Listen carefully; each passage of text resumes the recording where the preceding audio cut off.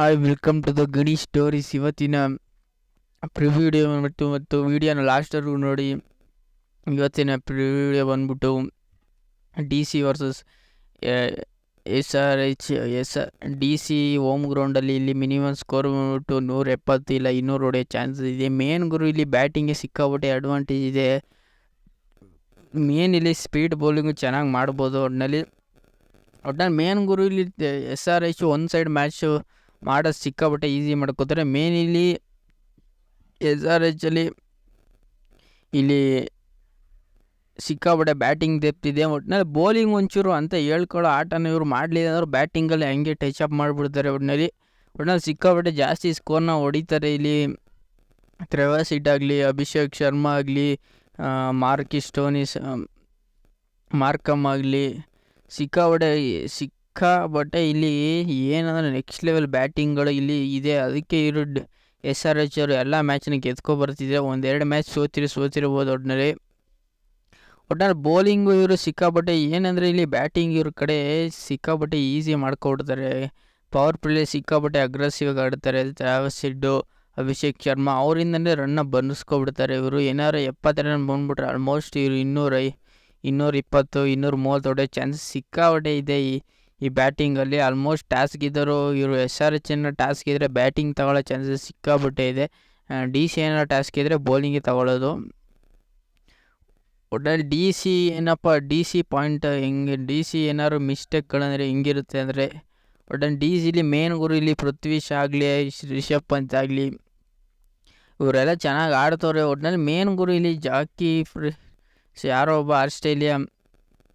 ಒಟ್ಟಿನಲ್ಲಿ ಮೇನ್ ಗುರು ಅವ್ರು ಒಂದು 3 ಜನ, ಒಂದು 4 ಜನ ಇವ್ರ ಕಡೆ ಚೆನ್ನಾಗಿ ಆಡ್ತವ್ರೆ. ಒಟ್ಟಿನಲ್ಲಿ ಸಿಕ್ಕಾಬಿಟ್ಟೆ ಬ್ಯಾಟಿಂಗ್ ಡೆಪ್ತ್ ಇವ್ರ ಕಡೆ ಇಲ್ಲ ಆದರೂ ಹೆಂಗೋ ಮೇನೇಜ್ ಮಾಡ್ಕೊಂಡು ಒಟ್ಟಿನಲ್ಲಿ ಆಡ್ತವ್ರೆ. ಒಟ್ಟಿನಲ್ಲಿ ಮೇನ್ಗಳು ಇಲ್ಲಿ ಪೃಥ್ವಿ ಶಾ ಎಲ್ಲ ಮ್ಯಾಚಲ್ಲೂ ಆಲ್ಮೋಸ್ಟ್ ಔಟ್ ಆಗೋ ಬರ್ತಿದ್ದಾರೆ ಅವ್ರ ಕಡೆ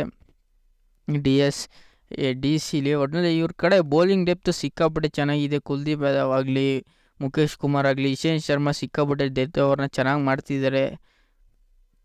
ಒಟ್ಟಿನಲ್ಲಿ ಚೆನ್ನಾಗಿ ಓವರ್ಗಳನ್ನ ಇವ್ರ ಕಡೆ ಸಿಕ್ಕಾಬಿಟ್ಟೆ ಇದೆ. ಈಗ DC ಟೀಮಲ್ಲಿ ಯಾರು ಇರ್ತಾರೆ ಅಂದರೆ DC ಟೀಮಲ್ಲಿ ಪೃಥ್ವಿ ಶಾ, ರಿಷಬ್ ಪಂತ್ ಕ್ಯಾಪ್ಟನ್ ಆಗಿರ್ತಾರೆ. ಮತ್ತು ಇಲ್ಲಿ ಅಕ್ಷಯ್ ಪಟೇಲು, ಕುಲ್ದೀಪ್ ಯಾದವ್, ಮುಖೇಶ್ ಕುಮಾರ್, ಇಶಾಂತ್ ಶರ್ಮಾ,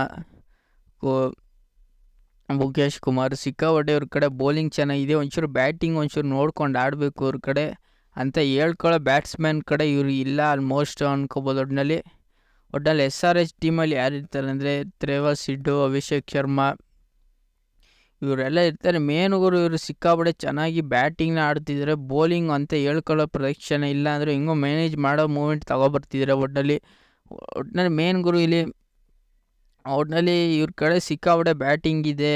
ಮತ್ತು ಕ್ಯಾಪ್ಟನ್ಸಿನ ಮಾಡ್ತಾರೆ. ಭುವನೇಶ್ವರ್ ಕುಮಾರ್ ಒಳ್ಳೆ ಬೌಲಿಂಗ್ ಮಾಡ್ತಿದ್ದಾರೆ ಆದರೆ ವಿಕೆಟ್ಗಳು ತೆಗೀತಿಲ್ಲ. ಒಟ್ಟಿನಲ್ಲಿ ನಟರಾಜನ್ ಒಳ್ಳೆ ಬೌಲಿಂಗ್ ಮಾಡ್ತಿದ್ದಾರೆ ಆದರೆ wicket ತೆಗೀತಿಲ್ಲ.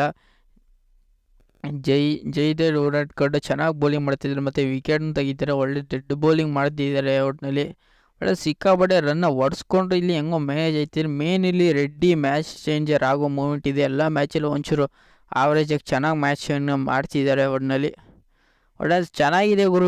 SRH team almost ಗೆಲ್ಲೋ moment 99% ಇದೆ. DC ಅಷ್ಟು ಈಸಿಯಾಗಿ ಬಿಟ್ಕೊಡೋದಿಲ್ಲ. ಒಟ್ಟಿನಲ್ಲಿ ಈ DC ವರ್ಸಸ್ SRHಲ್ಲಿ ಹೋಮ್ ಗ್ರೌಂಡ್ ಆದರೂ DC ಸಿಕ್ಕಾಪಟ್ಟೆ ಸ್ಟ್ರಗಲ್ ಮಾಡ್ಕೊಂಡೆ ಗೆದ್ದಿರೋದು. ಒಟ್ಟಿನಲ್ಲಿ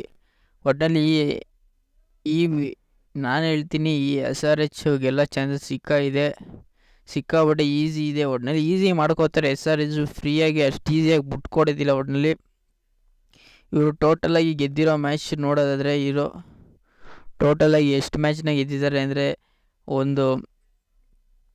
23ರಲ್ಲಿ 11 ಮ್ಯಾಚು ನಿಮ್ಗೆ ಇಲ್ಲೇ ರಿಸಲ್ಟ್ ಗೊತ್ತಿದೆ. 11 ಮ್ಯಾಚು DC ಗೆದ್ದಿದ್ದಾರೆ, 12 ಮ್ಯಾಚು SRH ಗೆದ್ದಿದ್ದಾರೆ. ಈಗ DCನೇ ಬೇರೆ ಥರ ಕಾಣ್ತಿದೆ, SRH ಬೇರೆ ಥರ ಕಾಣ್ತಿದೆ. ಸಿಕ್ಕಾಪಟ್ಟೆ ಪೈಪೋಟಿ ಕೊಡ್ತಿದೆ DC ಎಲ್ಲ ಮ್ಯಾಚಲ್ಲೂ.